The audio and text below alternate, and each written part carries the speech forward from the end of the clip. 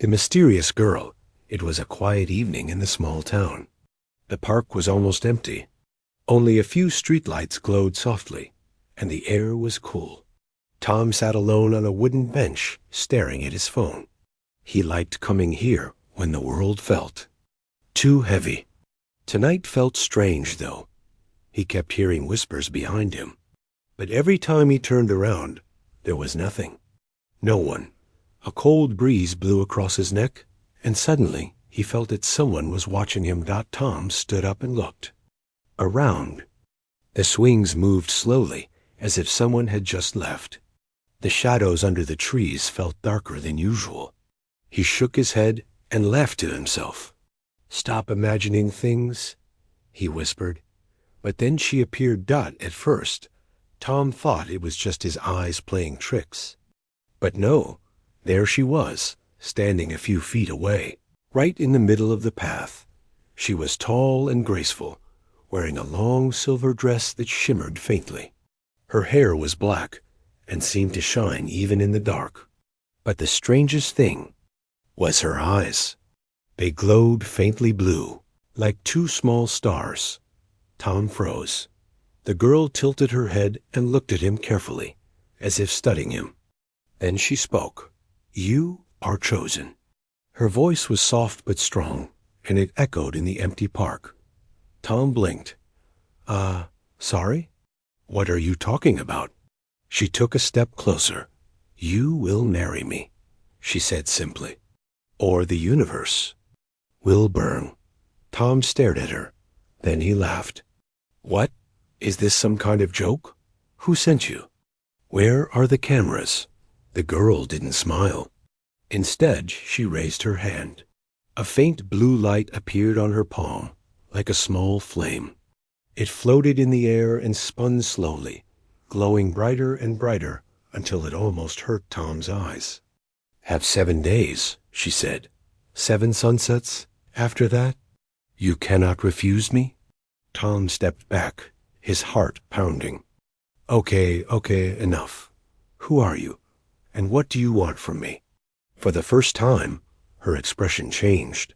Her lips curved slightly, almost into a smile. But her glowing eyes looked sad. "My name is Lyra," she said softly. "And you are my only hope." Then, without another word, she raised her hand higher. The blue flame shot up into the sky and exploded like fireworks. When Tom looked back at her, she was gone. Nothing remained except the faint smell of something sweet in the air. Tom stood there for a long time, staring at the empty path.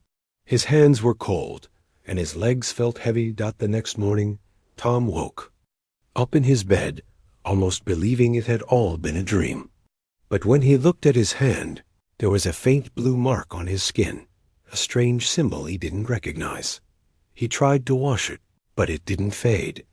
All day, he felt watched. In class, he thought he saw her reflection in the window. At lunch, he heard her voice in the noise of the cafeteria. 7 days. His friends noticed he was acting strange. "You okay, man?" asked his best friend, Jake. Double quotes. "Yeah." Tom lied. Just didn't sleep well. That night, Tom decided to go back to the park. Maybe she would appear again. Maybe he could find out what was really going on. He waited for hours, but nothing happened. The park was empty, quiet, normal. Finally, he got up to leave. But as he turned toward the gate, he stopped. There she was. Lyra stood under a tree, her silver dress shining faintly in the moonlight. Tom took a deep breath. "All right," he said, trying to sound brave. "You again. What do you want from me?" She didn't move. Instead, she raised her hand and pointed at the sky. "Look," she whispered. Tom followed her gaze. Above them, the stars were shifting. Slowly, a line of lights appeared across the dark sky, like a giant ship moving silently through space. "My people are coming," Lyra said quietly. "If you refuse me, they will destroy your world." Tom stared at the glowing lights, his mouth dry. You're serious? He asked. Lyra finally looked at him. Her eyes glowed brighter now, and she stepped closer. You have 7 days to decide, she said softly. 7 days to choose between love and war. Then, just like before, she vanished in a flash of blue light. Tom was left alone under the stars, his heart beating fast, and the strange blue mark on his hand glowing faintly in the dark. That night, as he lay in bed, staring at the ceiling, he whispered to himself, "What the hell is happening to me?" But deep down, he already knew. Nothing would ever be the same again. Asterisk the alien proposal the next day, Tom woke up early. He had barely slept. His mind kept replaying everything: the glowing-eyed girl, her strange words, the ship in the sky. He checked his hand. The mark was still there, faint but impossible to ignore. It pulsed softly, as if a live dot by evening. He couldn't take it anymore. He decided to find her dot, so he went back to the park again, this time with a flashlight and his phone fully charged. The park was empty again. The wind whispered through the trees, carrying faint scents of flowers and something metallic. Lyra! He called out. His voice echoed. If you're here, show yourself. I want answers. No response. He stood under the tree where she had last appeared and waited. Minutes passed.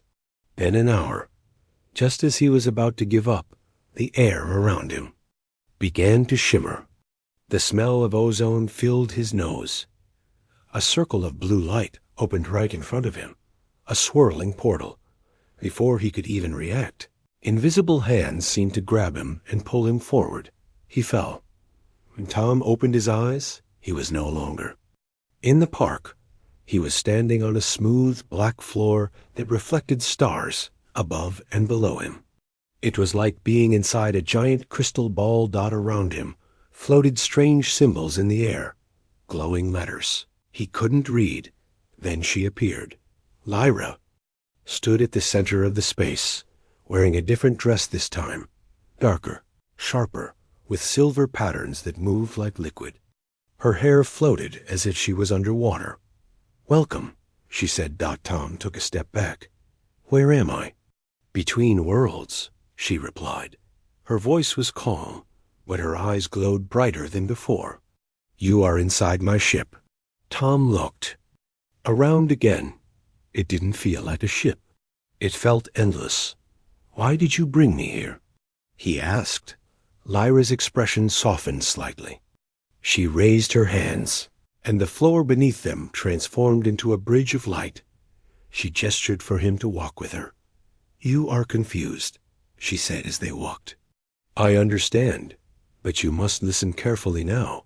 Your planet, your people, they are in danger. Tom frowned. Danger? From what? From us, she said simply. He stopped walking. What do you mean? You said I was chosen. You said you needed me. Now you're threatening Earth? Lyra stopped too and turned toward him. Yes, because only you can stop what is coming. Tom shook his head. You're not making any sense. Lyra's eyes flashed dots suddenly. The walls around them dissolved into a huge window. Beyond it, Tom could see space, stars, planets, comets blazing by.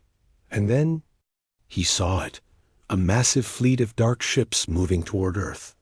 Thousands of them, like a swarm of black insects. His stomach sank. My people believe humans are the last pure beings in the galaxy, Lyra said quietly. Your DNA can save us. But if you refuse, my father will destroy your world and take what he needs by force. Tom stared at the ships, speechless. Lyra stepped closer. I came to you first, to offer you a choice, to offer peace. Tom turned to her. And what do you want in return? Lyra's lips curved into a faint smile. Marry me, she whispered. Tom stared at her, unable to speak. She led him through another door into a vast chamber. It was full of strange glowing crystals, and at the center stood a tall pedestal. On it rested 2 rings, both shimmering with blue fire. "These are the binding rings," Lyra explained. "If we both wear them, our bond will be complete. My people will stand down. Earth will be safe." Tom slowly approached the rings. "And if I don't?" he asked. Lyra's face hardened. "Then my father will take you anyway, and destroy everyone you love in the process." Tom laughed nervously. "Great. So marry you or everyone dies. That's the deal?" But Lyra didn't laugh. Her eyes seemed almost sad. "It is not just about saving my people," she said softly. "I chose you because I wanted it to be you, not just any human." Tom turned to her. "Why?" he asked. She didn't answer right away. Instead, she raised her hand, and a small image appeared between them. A memory. It was him, sitting on the park bench weeks ago, feeding a stray cat. Lyra's voice was quiet. "I watched you that day. You were kind, even though no one was. Watching, that is rare, even among humans." Tom swallowed hard. For the first time, he saw something human in her expression. Not just glowing eyes and strange words, but real emotion. Then, the air around them began to crackle. A booming voice echoed through the chamber. "Lyra, time is over. Bring him to me, now."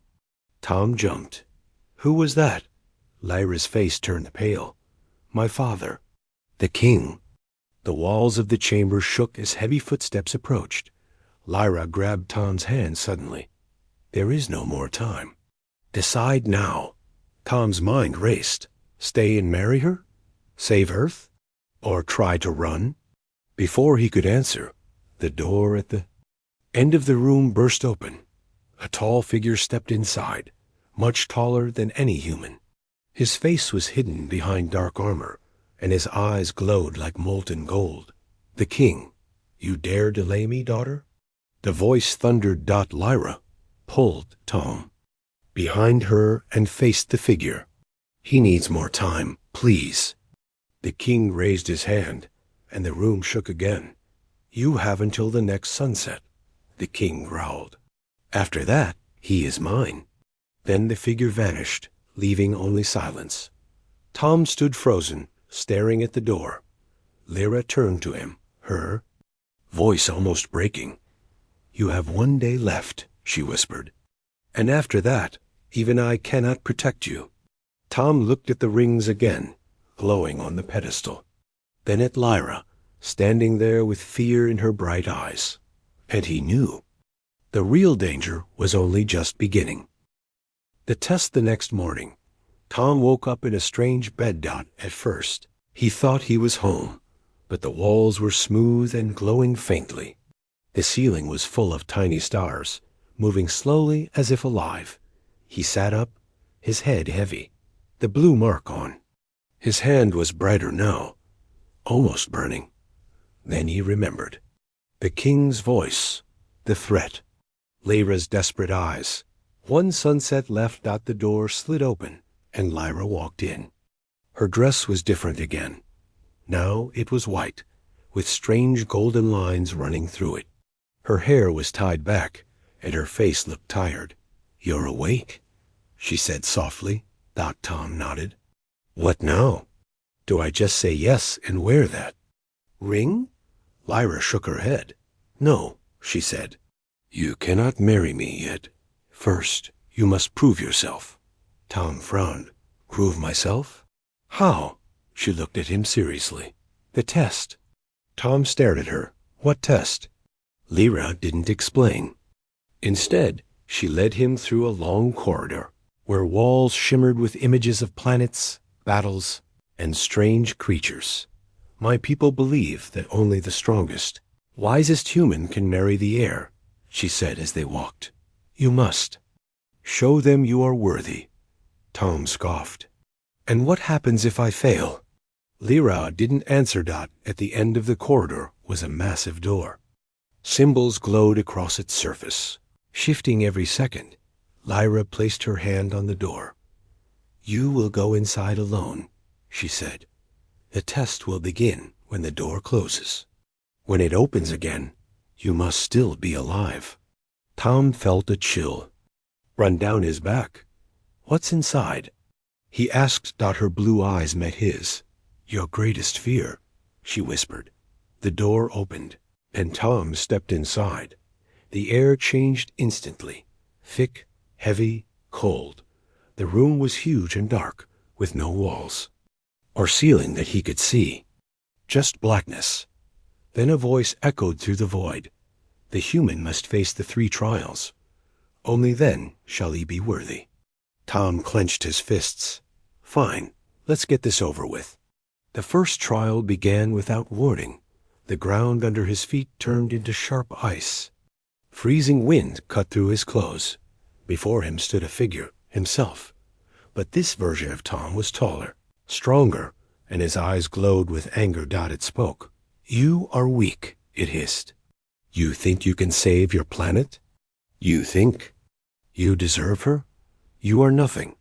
Tom stepped back. "Who are you?" "I am you," it said. "The better you. The one who isn't afraid. The one she really needs." Then it attacked. The fight was brutal. The figure moved faster, hit harder, and seemed to know every move Tom would make. But Tom refused to give up. Every time he was knocked down, he stood up again. Finally, with a burst of strength, he tackled the figure into the ice. It shattered into blue dust. The wind stopped. The second trial began. Immediately, the darkness melted away into a thick jungle. Strange plants glowed around him, and the air was hot and heavy. But the worst part was the sound. Voices. Crying. He turned and saw them. His family, his friends, trapped inside crystal cages, reaching out to him. "Help us." His mother screamed. "Tom, please," cried his best friend Jake.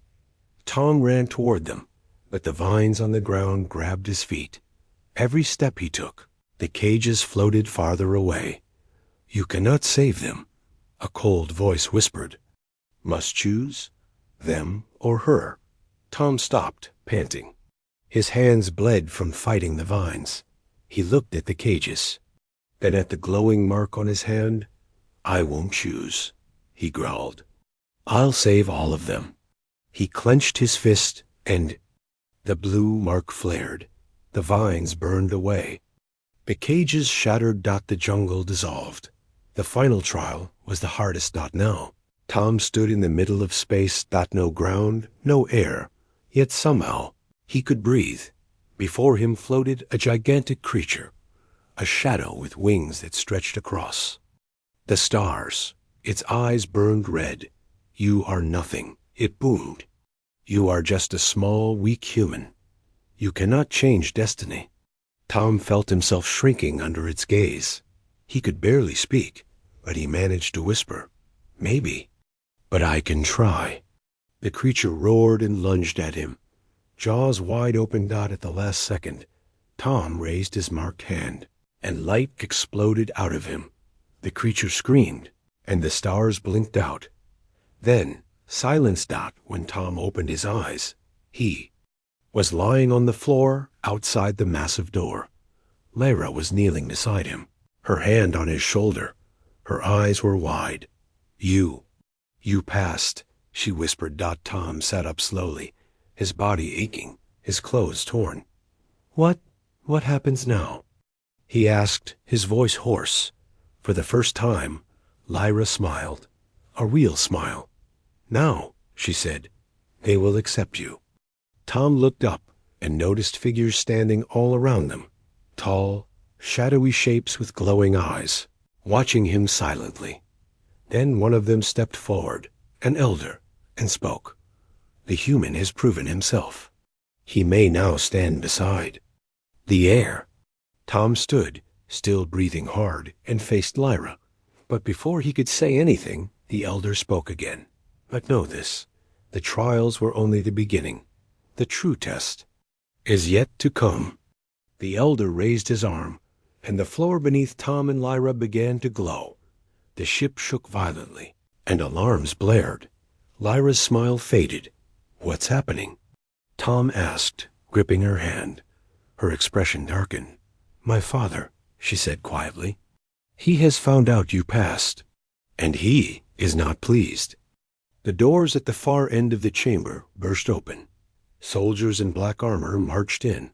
Weapons raised. The elder disappeared. The shadowy figures vanished one by one, leaving Tom and Lyra alone. "Run," Lyra whispered. Tom stared at her. "What?" "But—" She grabbed his hand and pulled him toward another door. "A king never intended to let you pass," she said, her voice trembling. "He wanted you to fail, but now that you've succeeded, he will kill us both before the bond can be completed." The ship shook harder. Red lights flashed everywhere. Behind them. The soldiers raised their weapons and opened fire. Blue energy bolts streaked through the air as Tom and Lyra ran. "Where are we going?" Tom shouted. Lyra didn't answer. She just kept running, her hand tight around his. Finally, they reached a small chamber. Lyra slammed the door shut and pressed a button on the wall.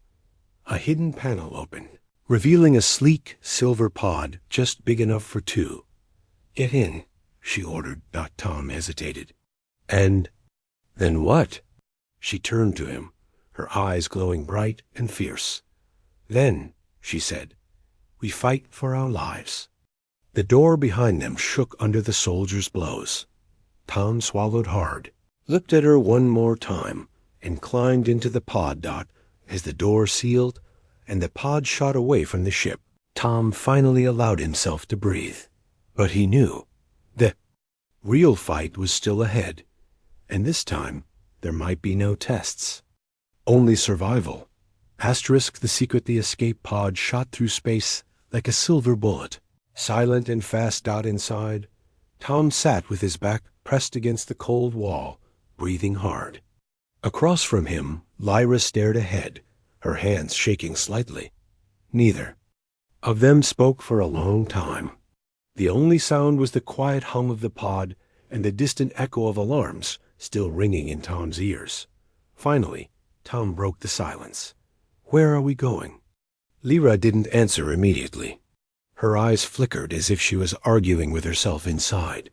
Then she whispered, "Somewhere safe, for now." Tom stared at her. "Why didn't you tell me? Why didn't you warn me that your father would try to kill me, even after the tests?" She looked down at her hands. "Because I thought if you passed, he would accept you, that he would see what I see." "And what exactly do you see?" Tom asked bitterly. She looked up at him, her eyes softer now. "Hope," she said. "I see someone who can change everything." Tom shook his head. "I'm just a normal guy. I fix bikes. I take care of my mom. I've never even left my town. Before this, I'm not a savior." Lyra gave him a sad smile. "Maybe that's why you're the only one who can be." The pod slowed down. Outside the window, a planet came into view, small, dark, surrounded by rings of glowing debris. "Is this place?" Tom asked. Lyra looked at the planet and sighed. "It's Forbiddance, an old world my people abandoned after the war. No one comes here anymore, not even the king." The pod landed silently. The hatch opened with a hiss. Tom stepped out onto cracked stone ground beneath a sky full of red clouds. Strange plants grew in silence. Everything felt forgotten. Lyra guided him toward an old building half buried in the ground. "What are we doing here?" "You want the truth," she said. "This is where it begins." Inside the building, the walls were covered in faded symbols. Machines lay in pieces, wires hanging like vines. Tom walked beside her, watching everything. And Lyra stopped in front of a large round door. She placed her hand on it. "This is the archive," she said. "Everything my people wanted to forget, they locked in here." The door opened with a deep rumble. Inside, the room was full of glowing data crystals, floating in the air like jellyfish. Lyra pulled one from the air and placed it into a slot. On the wall, a giant hologram flickered to life. Tom watched, confused, until he saw the image. It was a human. A man, clearly from Earth, standing in the middle of an alien court. Xeron soldiers surrounded him. He was screaming, fighting, bleeding. Then they injected him with something. The image changed. More humans in cages, some alive, some not. Tom felt sick. What is this? He whispered. Lyra looked at him, tears in her eyes. The truth, she said. You're not the first human we brought here. You're just the first one we didn't hurt. Tom stepped back. You used people? She nodded slowly. Yes. Years ago, we began taking humans secretly. Our scientists believed your DNA could fix what was broken in us. Our bodies are strong, but we are dying from the inside. No emotions, no empathy. Only logic and control. Tom's hands shook. And now you want me to believe you're different? Lyra stepped closer. I am, she said. I disobeyed my father. I stopped the experiments. I freed the last human they took, and I paid for it. They took away my title. They tried to erase my memory, but I remembered. I remembered your world. Tom stared at the hologram. So this marriage, it's not about love. It's about saving your race. Lyra grabbed his hand. Not for me, she whispered. I came to Earth by choice. I chose you by heart. Tom pulled his hand away. He needed air. He stepped outside into the red wind, trying to breathe. He thought about his mother, about his small house, his bike shop, his friends. Now he was standing on an alien planet, being asked to forgive a galaxy of crimes. Because one alien princess fell in love with him. It was too much. He turned back toward the building and stopped. A small flying drone hovered above it, watching. Then it zipped away into the sky. Lyra! He shouted. She ran out, saw the drone, and her face turned white. They found us, she whispered. Tom's voice cracked. How? She looked at the sky. Because my father never stopped tracking me. They ran back to the pod, but it was already too late. In the sky, black ships were appearing, one, then two, then a dozen.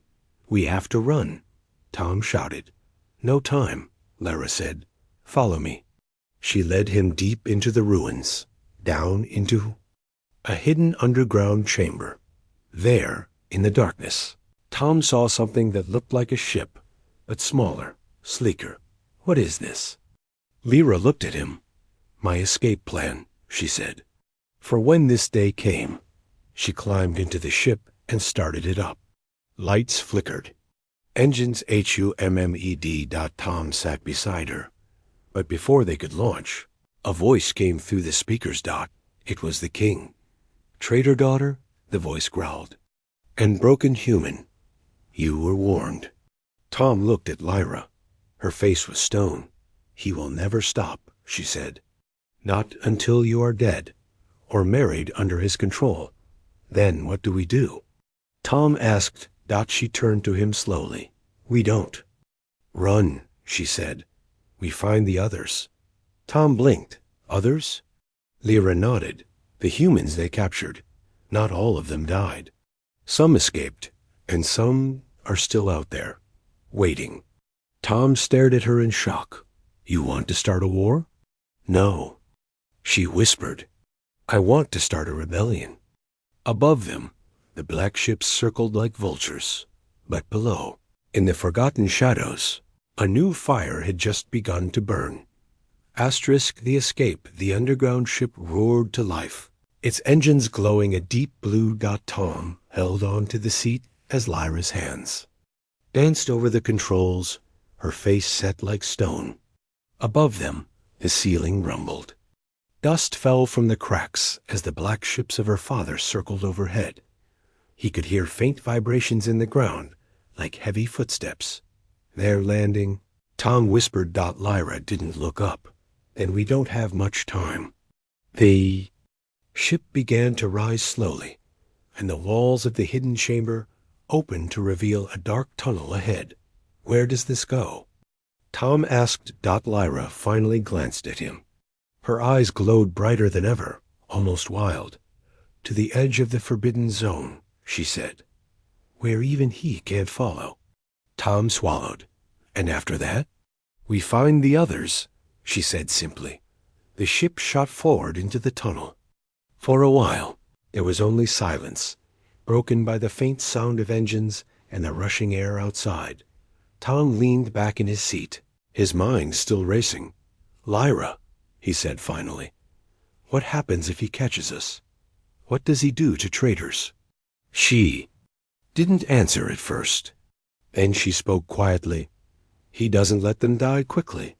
Tom fell silent after that. Hours passed. The tunnel opened into a vast underground canyon, glowing with strange crystals. The ship soared over black water, weaving through pillars of stone. Finally, the exit came into view, a round opening at the far end filled with light. But just as they approached it, something slammed into the ship from behind. The whole vessel shuddered violently. Alarms blared. What was that? Tom shouted. Lyra's hands flew over the controls. "A tracker drone," she hissed. "They've locked on to us." Another blast struck the side of the ship, and sparks flew from the console. "Hold on," Lyra yelled. The ship burst out of the tunnel into open space, spinning wildly. Behind them, two black fighters followed, firing beams of blue energy. Tom could feel the heat of the blasts even inside. "Can we fight back?" "This isn't a warship," Lyra said through gritted teeth. But she hit a switch, and the ship lurched sideways, barely dodging another blast. "I can still outfly them." For a few minutes, it worked. The ship weaved between floating rocks and debris, darting through asteroid fields. But then, another ship appeared in front of them, much larger than the others. It blocked their path completely. "Damn it," Lyra muttered. "He sent a cruiser." Tom could see it now. A massive dark ship, with rows of glowing cannons aimed straight at them. "We're trapped," Tom said. Lyra didn't reply. Instead, she closed her eyes for a moment. When she opened them again, they were glowing brighter than he had ever seen. She pressed both hands onto the controls, and the ship suddenly dropped straight down toward the surface of a nearby moon. "What are you doing?" Tom shouted. "Changing the rules," Lyra said, her voice calm. The cruiser fired. Blue beams scorched past them, barely missing the hull. Then they entered the moon's atmosphere, a swirling storm of red dust and lightning. Inside the storm, everything went dark. Visibility was almost zero. But Lyra flew like she knew every turn, every current. The black ships tried to follow, but one by one, they fell behind, blinded by the storm. Finally, they broke through the clouds and landed on the surface of the moon, hidden in the shadows of jagged cliffs. For a moment, everything was quiet. Tom let out a breath he didn't realize he'd been holding. "You did it," he said. But Lyra didn't answer. She sat there, staring at the controls. "Lyra?" When she finally looked at him, there was something strange in her eyes. Something. Afraid, they left the ship and hid in a cave nearby. The air outside was thin, but breathable, filled with faint blue mist. Tom sat on a rock, trying to steady himself. "We can't keep running forever," he said quietly. Lyra turned to him slowly. "We won't," she said. "What do you mean?" She took a deep breath. "There's something I didn't tell you," she admitted. Tom frowned. "Oh, great. Another secret?" "This one is worse," she said. From her pocket, she pulled out a small crystal, dark, cracked, glowing faintly. "Red. What is that? Tom asked. She held it up. It's the key to the rebellion, she said. I don't understand. Lyra closed her hand around it, as if afraid it might slip away. This crystal, she whispered, contains the names and locations of every human we've ever taken, every experiment, every survivor. My father thinks he destroyed them all. But I saved this. Tom stared at her. You mean there are more out there? She nodded. Double quotes, hundreds, maybe thousands, hiding on forbidden worlds, living in the shadows. If we can reach them before he does, we can fight back. Tom felt his stomach drop. But if he finds us first, then he wipes us all out. Lyra finished. For a long moment, neither of them spoke. Then Tom stood up. All right, he said.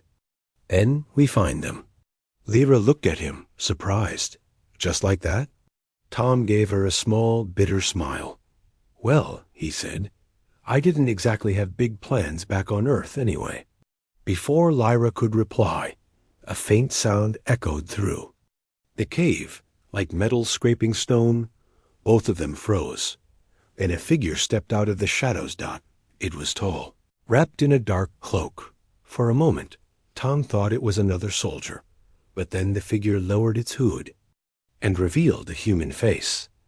A man, pale, scarred, his eyes full of suspicion. You shouldn't have come here, the man said. His voice was rough, broken. Tom stared at him. You're human, he breathed. The man's eyes narrowed. And you're an idiot, the man snapped. Bringing her here. Do you have any idea what you've done? Tom stepped forward. Who are you? The man let out a bitter laugh. Someone who stopped believing a long time ago, he said. And if you're smart, you'll run well. You still can. Lyra spoke then, her voice firm. We're not running, she said. We're fighting. The man's smile faded. He looked at her, then at Tom, and finally at the crystal in Lyra's hand. His expression changed. You have. He whispered. Lyra nodded. For the first time. The man's eyes softened. Then maybe, he murmured, just maybe, we still have a chance. He turned and walked deeper into the cave. Come with me, he called. The others will want to see this. Tom exchanged a look with Lyra, and for the first time since all this began, Tom felt something strange stirring. Inside him. Not fear, not confusion, but hope.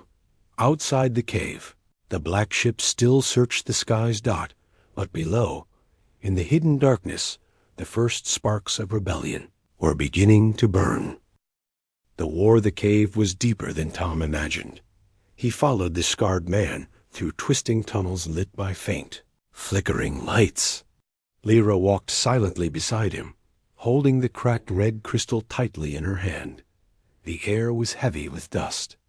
And whispers. At the end of the tunnel, the path opened into a massive hidden chamber, carved deep inside the moon.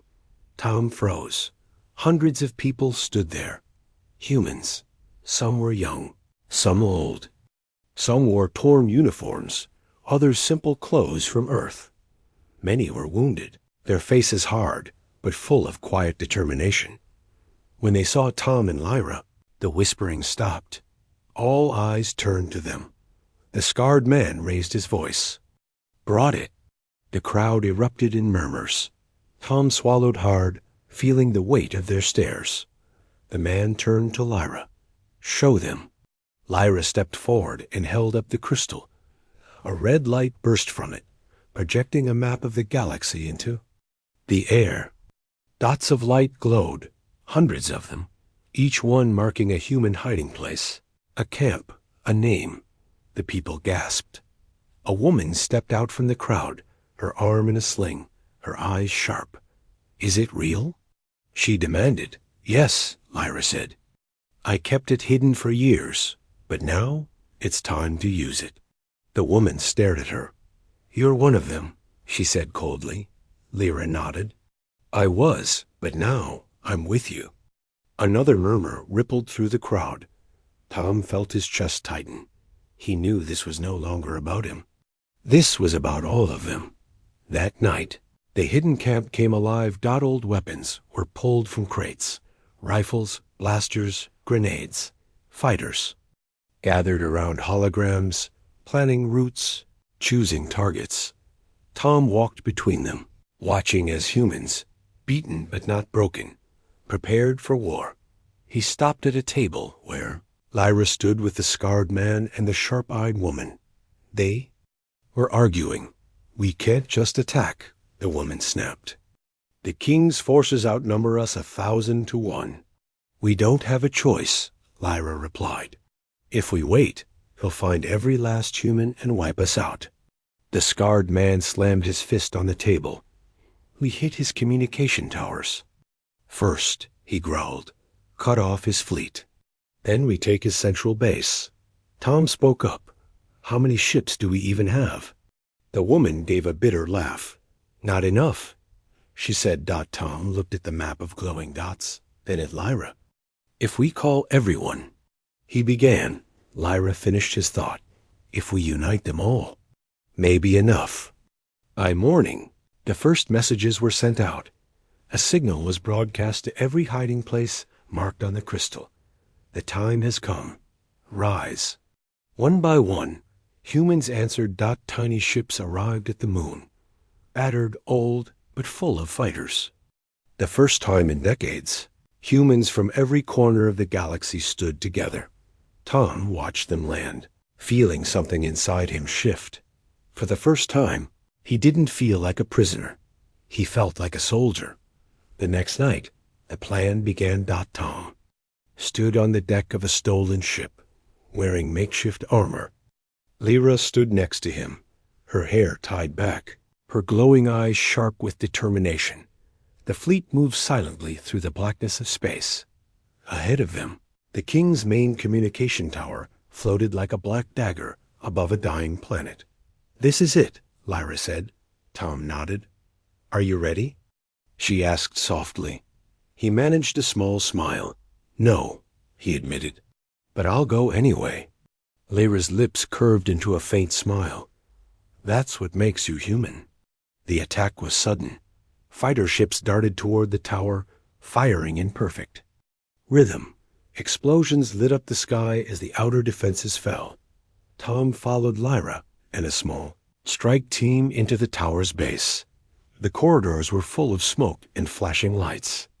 Xeron soldiers poured out from every door, their weapons blazing. Tom ducked behind cover and fired back, his heart pounding in his chest. He wasn't a soldier, but every time he pulled the trigger, he thought of Earth, of his mother, of everyone, waiting to be free. They reached the central chamber and planted explosives on the control core. Suddenly, the sharp-eyed woman's voice crackled through Tom's earpiece. "Incoming. Get out now." Lyra grabbed his hand and pulled him toward the exit. But just as they reached the door, the floor exploded beneath them. Tom fell hard, landing on his back. When he looked up, the king was there. He was taller than Tom remembered. His black armor gleamed in the red light. His golden eyes burned with rage. "Pathetic," the king growled. Tom tried to stand, but the king swung his hand, and Tom flew back into the wall. Lyra stepped between them, her own hands glowing with energy. "Leave him," she shouted. The king laughed bitterly. "You betray your blood for this weak creature? He is nothing." Tom wiped blood from his lip and stood slowly. "Maybe," he said through gritted teeth, "but at least I'm not you." The king roared and raised his hand to strike, but before he could, the explosives in the core detonated. The chamber shook violently. Fire and smoke filled the room. Lyra grabbed Tom and dragged him out just as the tower began to collapse. Outside, the human fleet cheered as the tower fell in flames. The king's fleet began to retreat, confused and leaderless, without communication. Tom stumbled onto the deck of their ship, coughing, his armor scorched. Lyra helped him sit and looked into his eyes. "We won," he whispered. Lyra shook her head. No, she said softly. This was just the first battle. Tom glanced out the window at the burning tower. Then let's win the next one too, he said. Lyra's eyes softened. You really believe we can? Tom reached for her hand. We have to, he said simply. That night, as the fleet returned to the moon, the humans stood together on the cliffs, watching the wreckage of the tower burn in the distance. Tom stood at the front, Lyra beside him. For the first time, they stood as equals, not as captive and captor, not as alien and human, but as allies, not as rebels. Above them, the stars seemed brighter than ever, but both of them knew the war was far from over, and the final battle was yet to come.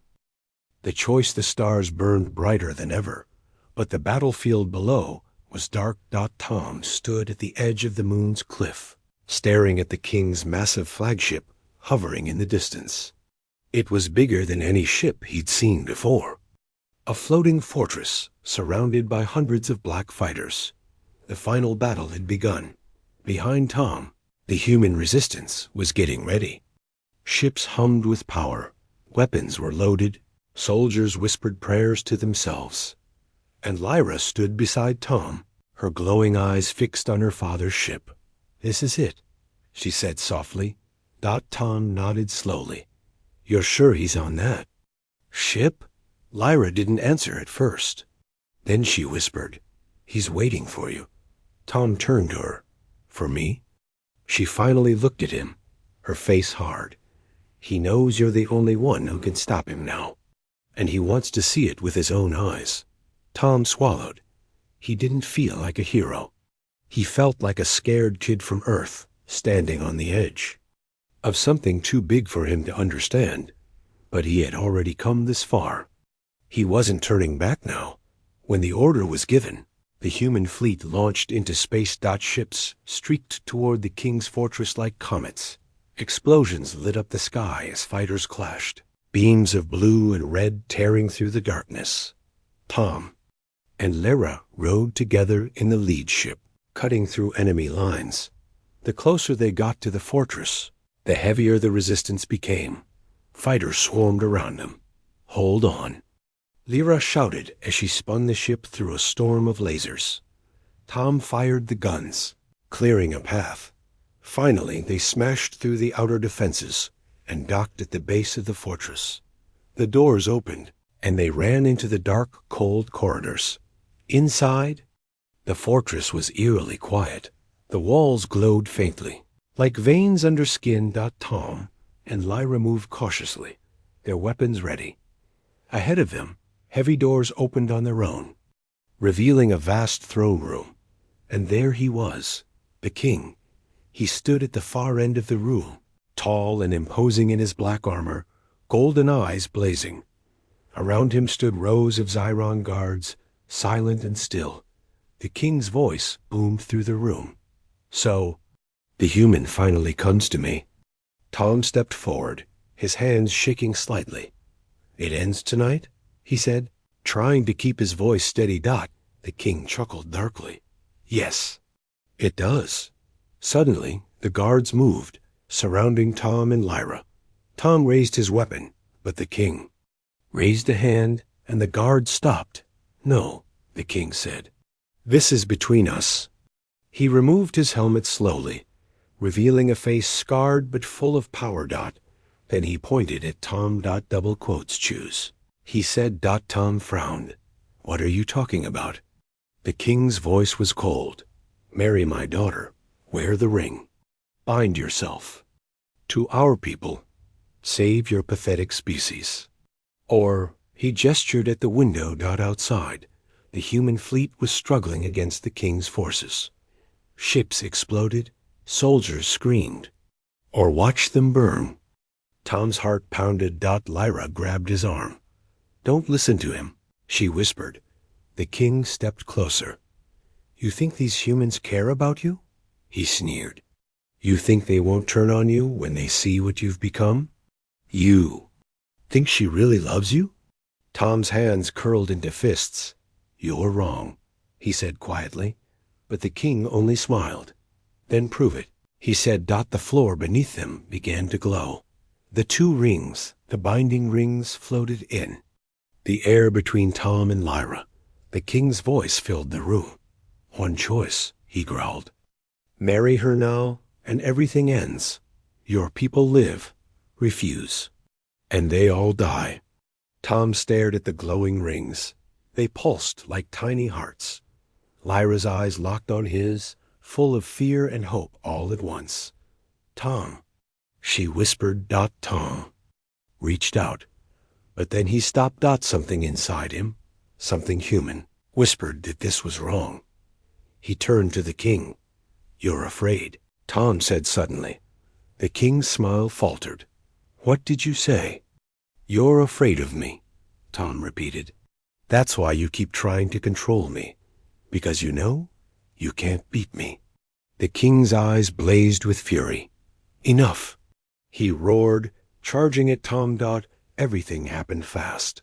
The king swung his massive arm, but Tom ducked and fired his weapon. The blast knocked the king back. The guards rushed forward, but Lyra raised her hands, unleashing a wave of blue energy that sent them flying. The rings fell to the ground and shattered. Tom stood over them, breathing hard. The king rose slowly.